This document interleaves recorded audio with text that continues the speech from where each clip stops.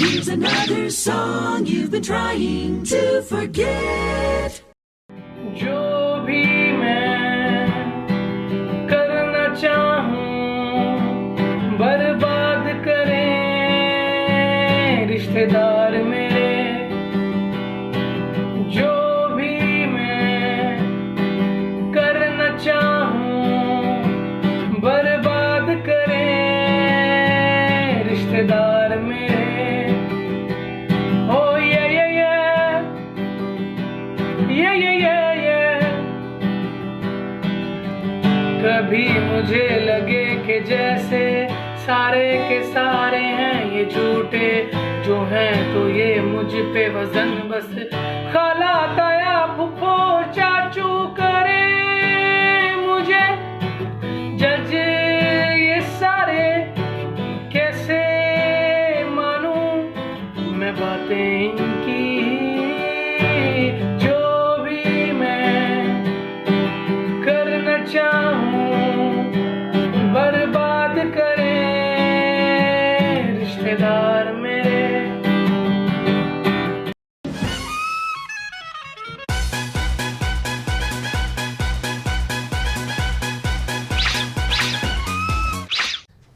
हमें अपनों ने लूटा, गैरों में कहाँ दम था। मेरी हड्डियां वहां टूटी जहां अस्पताल बंद था। मुझे उस बेड पे लिटाया जिसके नीचे बम था, फिर मुझे सड़क पे दफनाया क्योंकि अस्पताल में फंक्शन था। कब्रिस्तान में फंक्शन था, सॉरी। देखो सीन ऐसे है, दुनिया में दुख फैले हुए हैं। ऐसा है कि सबने किसी ने आके ना ऐसे बांट दिया तो सबकी जिंदगी के अंदर दुख ढेर सारा।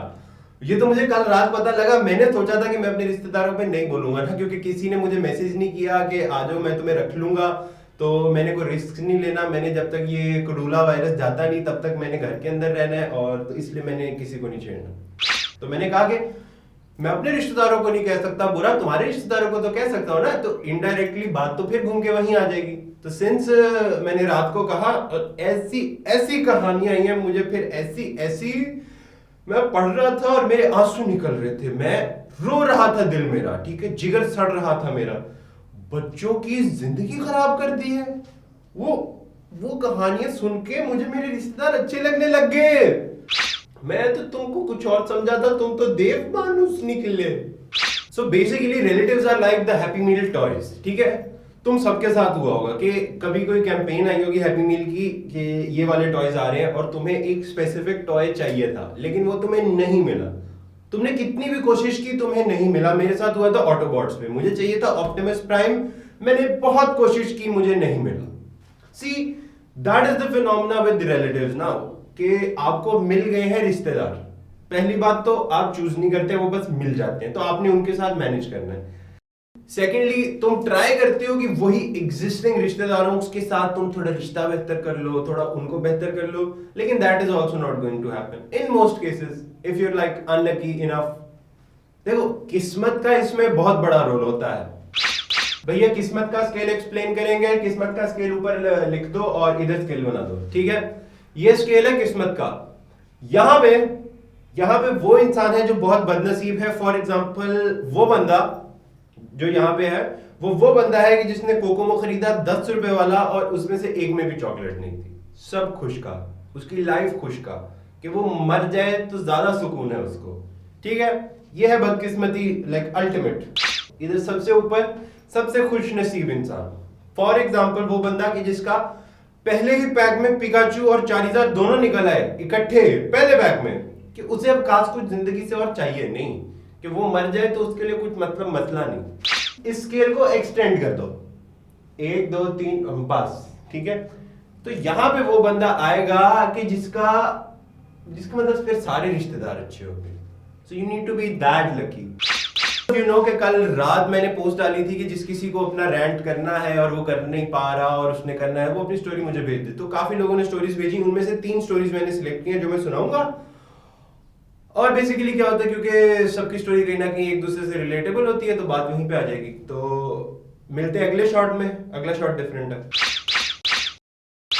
सो basically this is going to be the segment जो शो में आगे कंटिन्यू होगा, जहां हम लोगों के पर्सपेक्टिव से उनकी स्टोरीज सुनाएंगे, ठीक है। Whenever a topic that needs to be heard from the perspective of you guys the audience, तो हम पोल डालेंगे और आपकी स्टोरीज का रिप्लाई करेंगे। इस वक्त मैंने 3 स्टोरीज चूज की थी, मुझे टोटल कोई 10-12 आई थी। तो ये तीनों बहुत दुखी हैं कि पढ़ के मुझे अपने रिश्तेदार अच्छे लगने लग गए थे, इस लेवल पे दुखी हैं। So let's just start with the very first one. Thank you for your uninformed opinion. It was my dream to become a doctor since I was a child. ठीक है, भाई का बचपन से ख्वाब था कि भाई डॉक्टर बने। भाई को वो ऐसे सफेद कोट पहन के गले में स्टेथोस्कोप लगा के कहना था कि कोलगेट इस्तेमाल करो। बचपन से भाई का ख्वाब था। Nice. When I came to 9th grade, I opted biology and studied it for 2 weeks. भाई 9th में आ गए हैं, भाई ने बायो रख लिया, भाई ने 2 हफ्ते तक बायो पढ़ लिया। Guess what? Climax का टाइम।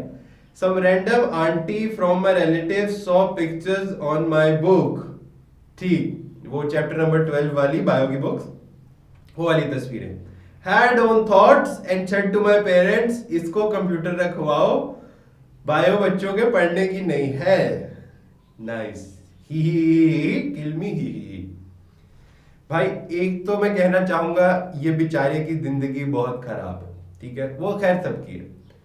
दूसरा, इसके रिश्तेदार बहुत इलॉजिकल है। मतलब वो मेरे भाई लोग जिनके कदम दादू में रहते हैं और उनके फेसबुक के ऊपर नाइस पिक डियर कमेंट करते हैं ना, तुम्हारे रिश्तेदार बहुत अच्छे हैं, इसके उससे ज्यादा इलॉजिकल है। दूसरी स्टोरी मेरी एक दोस्त ने मुझे भेजी है और ये तो काफी हद तक ही दुखी है ना कि मतलब इसकी तो जिंदगी हाईजैक कर ली थी। मैं 18 की हूं और शादी बिल्कुल नहीं। मैंने डिसाइड कर लिया था कि सब मेरी बर्दाश्त से बाहर होना है। पापा के पास गई और उन्हें कहा कि मैंने यहाँ शादी नहीं करनी। मेरी इस बात पर बहुत तमाशा लगा। ब्लैकमेल किया गया कि मेरा भाई दूर हो जाएगा, इज्जत का सवाल, ब्ला ब्ला ब्ला ब्ला ब्ला ब्ला ब्ला। तो रिश्ते को इनकार कर दिया लड़की ने, ठीक है। और हमारी सोसाइटी की मेल ईगो तो भैया वो फट गए। उन्होंने उस पर इल्जाम लगाने शुरू कर दिए कि लड़की कॉलेज जाती है, इसका चक्कर है, इसका जो है सीन सिस्टम कुछ और लगा हुआ है और ये सीन चलता है लगाओ 2-3 हफ्ते तक। फिर वो फिर आते हैं कि अगर ये माफी मांग ले तो हम इसका रिश्ता कर देंगे। तो अब उसके अब्बा हुजूर को होश आती है और उसके अब्बा हुजूर रच के बिस्ती करते हैं। ओके, सो ये वाली स्टोरी है मेरे यूनिवर्सिटी के, जो यूनिवर्सिटी मैंने छोड़ी थी उसके फर्स्ट सेमेस्टर के क्लास फेलो की। तो ये नाथ खान था, बड़ा ही खामोश बच्चा कि मतलब समझ लो तीसरे सेमेस्टर तक तो मैंने हार्डली इसका मुझे नाम पता था ना। दूसरे तीसरे सेमेस्टर में जाके मुझे पता लगा कि हाँ भाई ये लड़का एग्जिस्ट करता है। इस लड़के की स्टोरी ऐसी है कि मेरे ताया अबू और उनके बच्चे बम रामी हैं, सबके होते हैं। अल्लाह ने उनको दौलत दी है पर तकब्बुर बड़ा करते हैं। उनका बड़ा बेटा नाथ खान है, इसने नाम लिया है, मैं नाम नहीं लूंगा, बहुत फेमस नाम है, ठीक है। बेटी भी गुलकारा और नाथ खान है। इसको तो मैंने परसों शो पे देखा है। और उसका छोटा भाई भी नाथ। मुझे नाथ पढ़ने का बड़ा शौक था। इनकी एकेडमी थी। मैंने ताया अब्बू से पूछा कि मुझे वो भाई की एकेडमी में जाना है, इसके कजन की। उन्होंने बोला उसकी कोई एकेडमी नहीं है, जबकि उनके शागिर्दों से पूछ चुका था।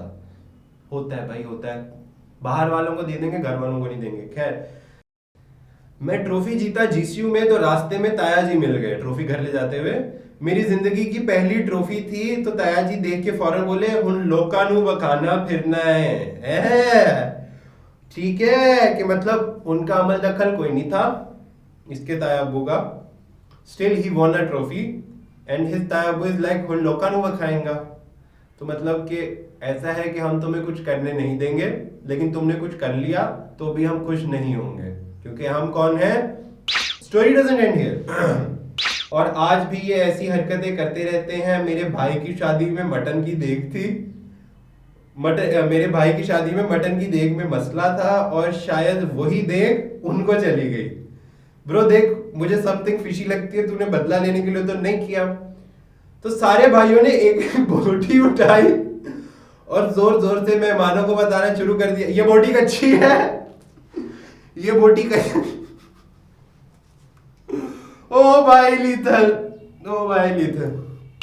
देखो यार, सारी मजाक की बात अपनी जगह। ये बेचारे बहुत दुखी लोग थे, हम बहुत दुखी लोग हैं, तुम बहुत दुखी हुए। लेकिन क्या है, ये सारा कुछ आपस में कनेक्टेड है, जस्ट लाइक अ डोमिनो, ठीक है। तुम खुद किसी के रिश्तेदार हो और कोई तुम्हारा रिश्तेदार है। So rather than trying to correct them ना, करेक्ट योरसेल्फ, ठीक है। कि तुम अपना रोल एज अ किसी का मामू का बेटा, किसी के चाचू का बेटा, किसी के ताया का बेटा सही कर लो। या अगर कोई डायरेक्टली रिलेशन वाले सुन रहे हैं तो अपने आप को एज अ चाचा, ताया, फूफा सही कर लो। तो इन दी एंड ये कलेक्टिव उत्पत्ति ख़त्म हो जाएगी। ठीक है, हमें सिर्फ अपने आप को ठीक करना है, हमें सबको ठीक करने की ज़रूरत नहीं है। अगर सब ये सोच लेंगे हमने सिर्फ अपने आप को ठीक करना है तो सब सेट हो जाएगा। कोई कुछ करना चाह रहा है उसे करने दो, कोई कुछ नहीं करना चाह रहा तो उसको सपोर्ट करो, उसको मुश्किल कोई उस पर प्रेशराइज कर रहा है एटलीस्ट बी सपोर्टिव। और हाँ, अच्छे लोग होते हैं, अच्छे कजन्स होते हैं। I have seen people, I have some good relatives and some good cousins. तो ट्राई टू बी समवन, मतलब कि जो मतलब आसान अल्फाज में बताएं तो वो वाले रिश्तेदार बनना कि तुम्हारे रिश्तेदार तुम्हारे घर आना चाहें और तुम्हें अपने घर बुलाना चाहें। कि ऐसा ना हो कि जब उन्हें कॉल आए कि हाँ हम आ रहे हैं तो वो कह दें कि हम कराची हैं हालांकि वो लाहौर बैठे हैं। So just try not to be that thing. And another serious note, भाई लॉकडाउन क्या खोला हुकूमत ने, अवाम पाट गई है। ईद की शॉपिंग पे ऐसे जा रहे हैं जैसे पता नहीं क्या फ्री में मुफ्त में बट रहे हैं। मेरी खाड़ी के मालिक से बात हुई थी अभी, उसकी कॉल आई थी, मैंने पूछा हाँ हेलो क्या सीन है, तो वो कहता कि भैया मैं डिजाइनर कफन लॉन्च कर रहा हूँ क्योंकि ये लोग नहीं रुक रहे। तो भैया कुछ यूं है कि ईद नहीं मनाओगे ना, मतलब उस तरह जिस तरह हर साल मनाई जाती है, तो भी कुछ नहीं होगा। नए कपड़े नहीं पहनोगे। We live in a country जहां आवाम भूखी मर रही है। हुकूमत ने लॉकडाउन खोला है कि लोग भूखे ना मरे।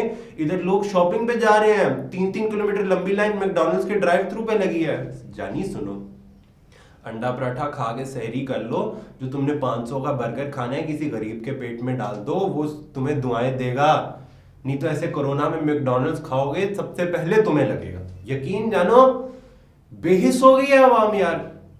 खैर क्या कह सकते हैं, सिर्फ यही कह सकते हैं कि लानत तुम्हारे ऊपर, घर बैठो अंदर मुख्तारिया। तो उसके अलावा not to be hyper on a lighter note, ये सारा मजाक होता है, इसको कोई सीरियस ना ले, सिर्फ जो लेसन होता है। ठीक है, तो सीन कुछ ऐसा है, गर्मी बहुत है, मेरा रोजा है और कमरे में पंखा बंद है, तो कैमरा और मेरा दोनों का टेम्परेचर बहुत हॉट हो गया। ठीक है, तो इसी के साथ साइनिंग ऑफ।